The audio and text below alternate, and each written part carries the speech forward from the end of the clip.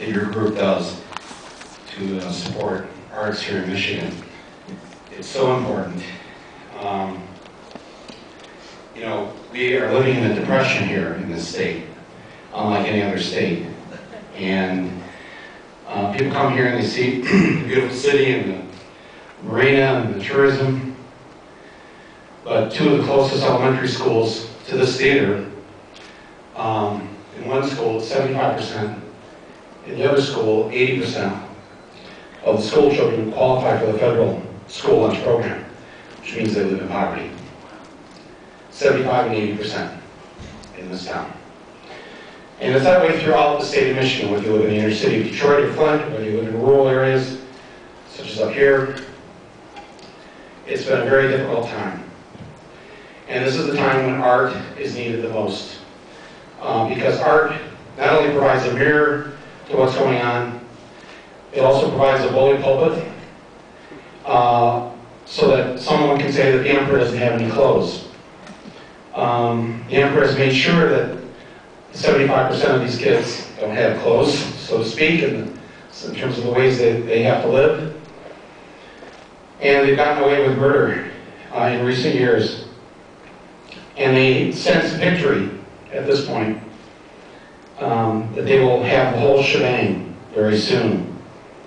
And as more and more people give up and not fight back, decide not to vote, the citizens' democracy becomes the, where did I see, what film was I was watching the other day here? The Kleptocracy, where was that from? I just, huh? Dinar. The Icelandic people saw the kleptocracy, as they called it. That's the thieves who steal from the rest of us. 400 Americans that have more wealth than 150 million Americans combined. 400. But I have a lot of hope and faith that people sooner or later will rise up and do something about it. And if artists, filmmakers have to lead the way, then so be it. And I do what I can to encourage others to make their movies, to tell the truth, and to rally people out of their sense of despair and hopelessness, because those two things are killers. So, enough of that. I want to thank people that are here tonight. First of all, there's a number of people I've worked with who've worked with me as producers and field producers and whatever over the years that are here. You saw one of them up here, Pam Yates, worked on my first TV show, and that we won the Emmy Award for TV Nation, and she made Renewal, and she had to be here this week. It was wonderful to see her. But also Jeff Gibbs and Rob Wilson are here, who have helped me produce the last few films, and of course Rod worked on Roger and Me. Jennifer Latham, who has worked on Sicko and Capitalism, a Love Story, she's also here. So, and if there's others I've forgotten because I'm not thinking, thank you. But most of all, my wife, Kathleen Glynn, who's here and is here with my mother-in-law and father-in-law, and my sister-in-law and my niece, and I forget who else is here, but I really want to obviously acknowledge Kathleen, because none of this would have happened or been made without somebody with some kind of a organizational head, and you know, everything else that she's done to me.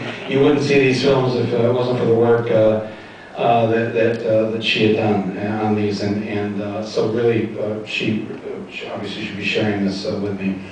My sister is here from California, Veronica.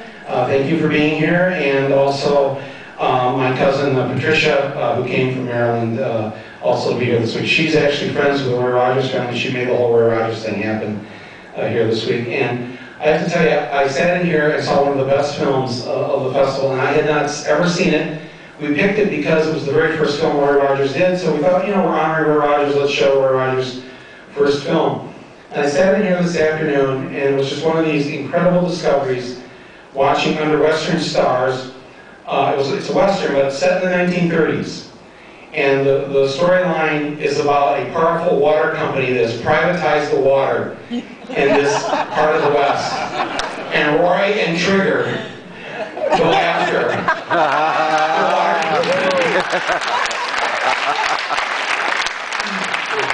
And it was just an amazing thing to see, like this Roosevelt era Western with singing cowboys going after the CEOs. If you have a chance, if you haven't seen this film, it was just, I just sat here thinking, I saw a lot of the older people from Traverse City in here this afternoon watching this, and they mentioned that they had seen it here when this theater was the Lyric back in 1938. And just to have that chance to be here today to watch that film again in the restored theater was really it was a very special moment to have and to share with them. Thanks to all the filmmakers who came here this year. Listen, this is very kind of embarrassing for me in a way because the Artserve thing, or the Michigan Artserve, this part of the event is not part of our festival. They asked to do this, and so we said okay, but I didn't realize I'd sit in the back and hear my name mentioned so many times, and now to come up here and be awarded and watch this thing, it'll seem like, you know, next week we're just gonna, you know, show more of me, right? It's not like that really. I keep as low profile as I can, but so I'm a little embarrassed by this, but I'm honored that you would give this to me, and I'm really honored by the filmmakers who come here, and by you know, we were sort of, you know, isolated as Americans from the rest of the world. We don't know a whole lot that's going on elsewhere. But I wanted you to know that you had two actresses on the stage here tonight who are the biggest actresses in their countries. They are literally the Julia Roberts of Cuba and of France. And so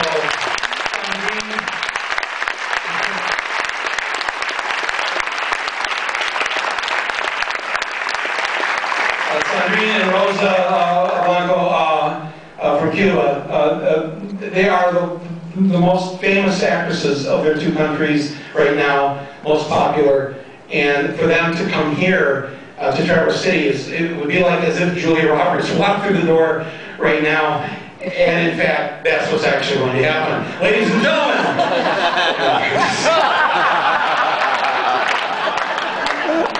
Anyways, to have received this after you've given it to General Motors and to a DeVos,